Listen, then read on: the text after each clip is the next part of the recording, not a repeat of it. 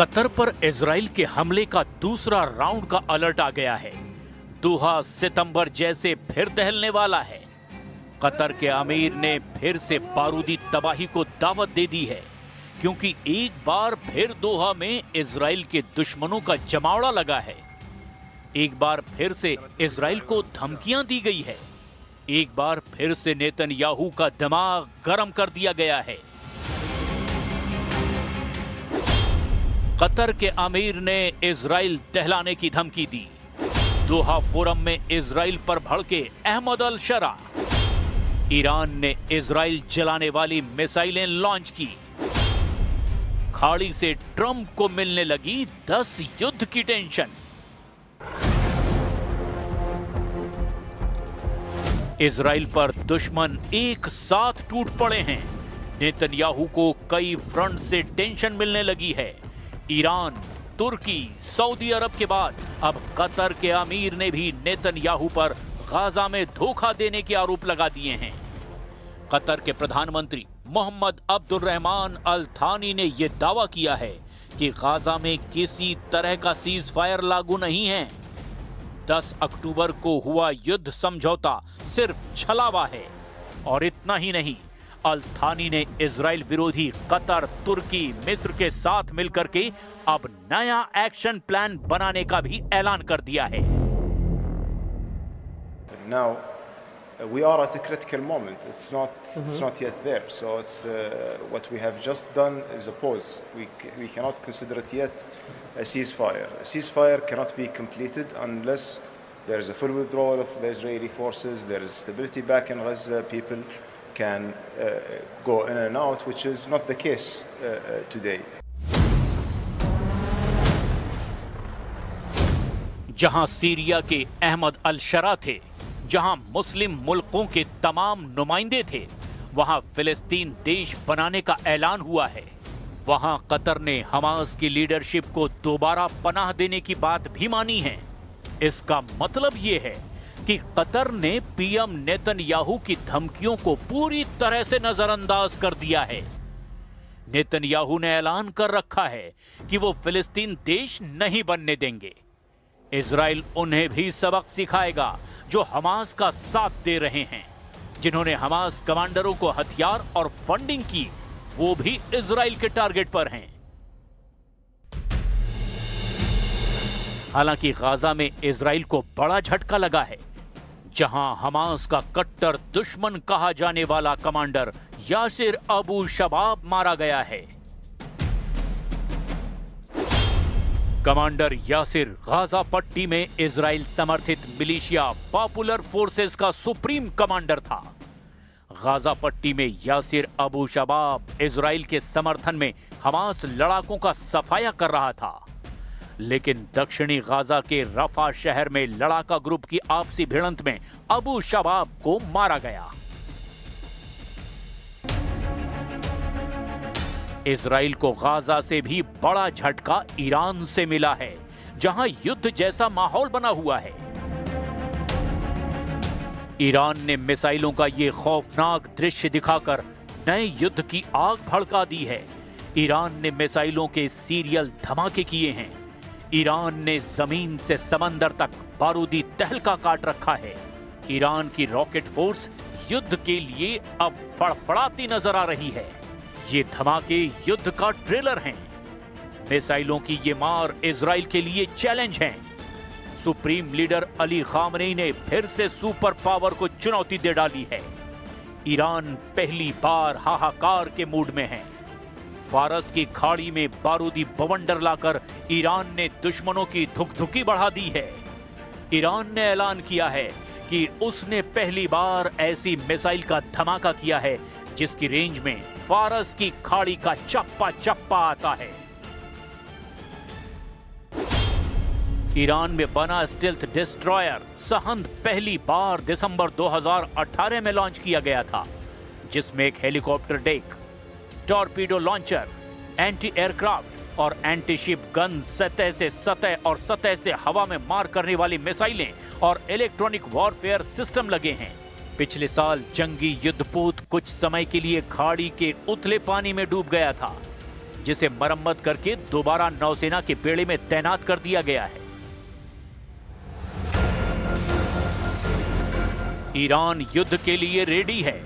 तुर्की, Syria और Saudi अरब ने Israel को घेरने का प्लान बना रखा है। तो क्या इजराइल बैकफुट पर है? बिल्कुल नहीं। दुश्मनों से 10 कदम आगे चलने वाले इजराइल ने रक्षा बजट में बम्पर इजाफा किया है। प्रधानमंत्री नेतन्याहू ने जानकारी दी है कि डिफेंस के लिए 112 बिलियन शेकेल इजरायली करेंसी का बजट रखा गया है। इजरायली वित्त मंत्री बेजल स्मोट्रिच की ओर से कहा गया कि 2026 के लिए रक्षा बजट 2023 की तुलना में 47 अरब शेकेल ज्यादा है। इजराइल ने 2 साल से चल रहे युद्ध पर अब तक 31 अरब डॉलर से ज्यादा का खर्च किया है। डिफेंस बजट में बम्पर बढ़ोतरी के बाद पीएम नेतन्याहू ने ऐलान कर दिया कि इजराइल किसी भी दुश्मन को कुचलने के लिए अब पूरी तरह से तैयार है। השרים והשרות, אנחנו פותחים כעת את ישיבת הממשלה לאישור תקציב המדינה לשנת 2026. אנחנו מביאים תקציב אחראי, מאוזן, ובעיקר תקציב שעונה על כל צורכי הביטחון של מדינת ישראל. במלחמת התקומה אנחנו צברנו הישגים כבירים. הניצחונות שלנו בשבע חזיתות מבהירות דבר פשוט. מדינת ישראל היא המדינה החזקה ביותר במזרח התיכון, ואני מוסיף, וזה גם קשור, יש לה כלכלה חזקה ויציבה. रक्षा बजट की जानकारी के साथ नेतन्याहू ने नए मोसाद चीफ रोमन गोफमैन की नियुक्ति की घोषणा की। रोमन को 2020 में 210वीं बाशान डिवीजन का कमांडर बनाया गया था। ये डिवीजन सीरिया में अहम सैन्य ऑपरेशन अंजाम देती है। अक्टूबर 2023 में जब हमास ने गाजा पर हमला किया था, उस समय गोफमैन इन्फेंट्री ट्रेनिंग सेंटर के चीफ थे।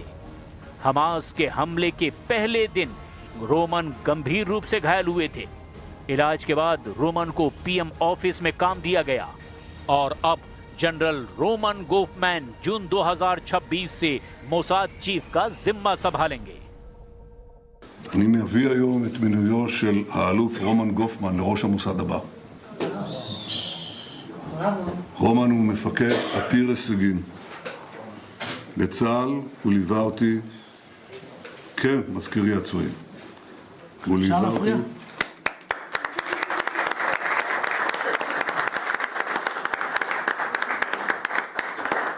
רומן ליווה אותי בשנה האחרונה במלחמת התקומה, במבצע עם כלבי. הוא פעל מול צה"ל וכל גורמי הביטחון, כולל ובהדגש עם המוסד. הוא בעל תכונות מוכחות של מנהיגות, יצירתיות, תחכום, תחבולנות, בקנה מידה עולמי. इजराइल अपनी सैन्य तैयारियों के साथ नए नए हथियारों से भी दुश्मनों को खौफ से भर रहा है। इजराइल ने अपने सबसे शक्तिशाली और सस्ते air defence system iron beam laser system को वॉर जोन में तैनात किया है। इजराइल का iron beam paradigm shattering laser defence 30 दिसंबर से एक्टिव हो जाएगा। आयरन बीम में लाइट बीम के मुकाबले ज्यादा पावर है, इसकी रेंज ज्यादा है और इसे कई तरह के खतरों से बचाने के लिए इस्तेमाल किया जा सकता है। आयरन बीम खास तौर पर न सिर्फ ड्रोन बल्कि मिसाइल, रॉकेट और मोर्टार को भी मार गिरा सकता है, जिससे ये ड्रोन को मार गिराने की तुलना में कहीं ज्यादा खतरनाक हो जाता है। Iron beam mobile 50 kilowatt system की रेंज 5 से 7 किलोमीटर है। इस सिस्टम को कम दूरी का हाई पावर लेजर बनाया गया है, जो कि आयरन डोम जैसे दूसरे डिफेंस सिस्टम को बाईपास करने वाले प्रोजेक्टाइल को भी रोक देती है। आयरन बीम में 2 टेलीस्कोप हैं। इसमें एक से शक्तिशाली लेजर निकलेगी और दूसरे से इसकी परफॉर्मेंस पर नजर रखी जाएगी। ये सिस्टम आयरन डोम के साथ इंटीग्रेटेड होकर इजराइल की 360 डिग्री सुरक्षा करेगा।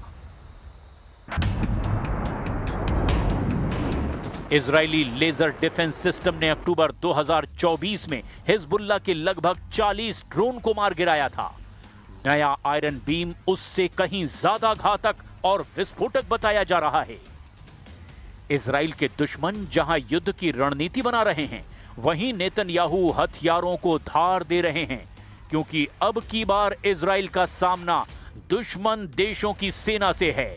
ईरान जैसे मिसाइल पावर, तुर्की जैसा ड्रोन पावर, कतर और सऊदी अरब जैसे अमीर देशों से निपटने के लिए इजराइल को पूरी ताकत झोंकनी होगी। इसके साथ ही इजराइल को सुपर पावर का बैकअप भी चाहिए, नहीं तो युद्ध एक तरफा साबित होगा।